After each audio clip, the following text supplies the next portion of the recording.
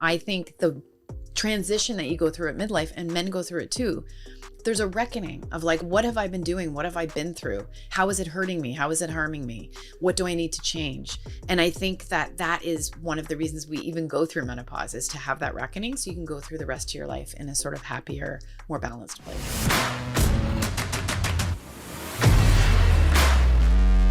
How are you treating it? I mean, is this like testosterone replacement therapy for men? I.e., you know, we notice diminishing hormones and we can artificially replace them. Is the same kind of concept? So this is where my platform comes in, because I could see that it was very polarized. That was one of the reasons that I wanted to get into it. It's gotten so much more polarized.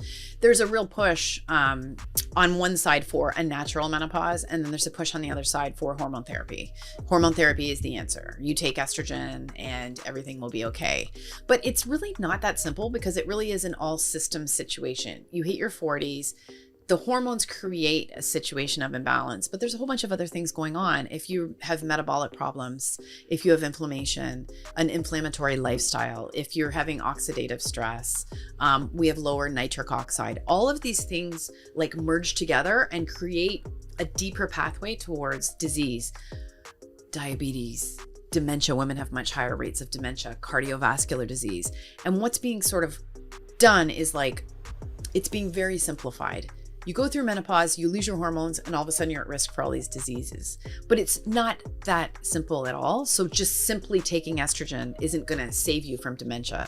There are no studies that show that. And simply taking estrogen in certain situations might lower your risk for cardiovascular disease, but you're way better to be moving and lifting weights and trying to boost your nitric oxide and trying to lower your inflammation.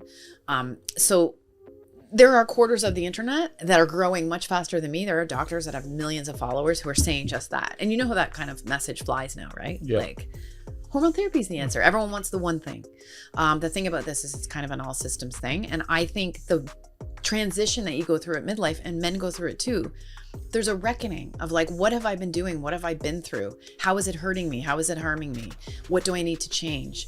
And I think that that is one of the reasons we even go through menopause, is to have that reckoning so you can go through the rest of your life in a sort of happier, more balanced place. And can you identify and combat it earlier and have less problems? Like, you know, so when you're in the perimenopause stage, Yeah. can you be doing things then, taking treatment then? Yeah, I mean, my goal is, first of all, for people to know about it, and then to take steps earlier, even before menopause. So, you know, I had all this anxiety my whole life, and I would have to exercise every day. And to deal with my anxiety, sometimes I would do a spinning class and then go to Bikram yoga. Like, that's how I kept a balance. Well, that's too much exercise, right? That's not enough. You're not getting enough rest. So not burning yourself out with crazy amounts of over exercising. A lot of people over exercise. A lot of women undereat for years and years and years. They aren't nourished.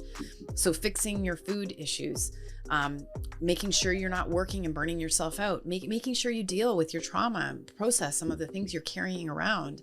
I think the evidence shows those things make menopause and perimenopause worse. I think dealing with those things can make it better. We don't have like the randomized control trial of looking at a group of people and making sure they did that, but it just stands to reason. And another thing I've asked a lot of menopause doctors are, who are the worst cases? Who have it the worst? And they often say people who have really bad relationships, or they're really lonely and alone, they don't have that human connection. And that makes sense too, because one of the longest running studies, it's a Harvard study, puts connection at the top of, you know, our longevity, like our ability to have good relationships and connect with people and feel like we have that in the world. So if you don't have that, if you have a dead relationship, or you're living a lie, which a lot of people hit their 40s and they realize they are, right?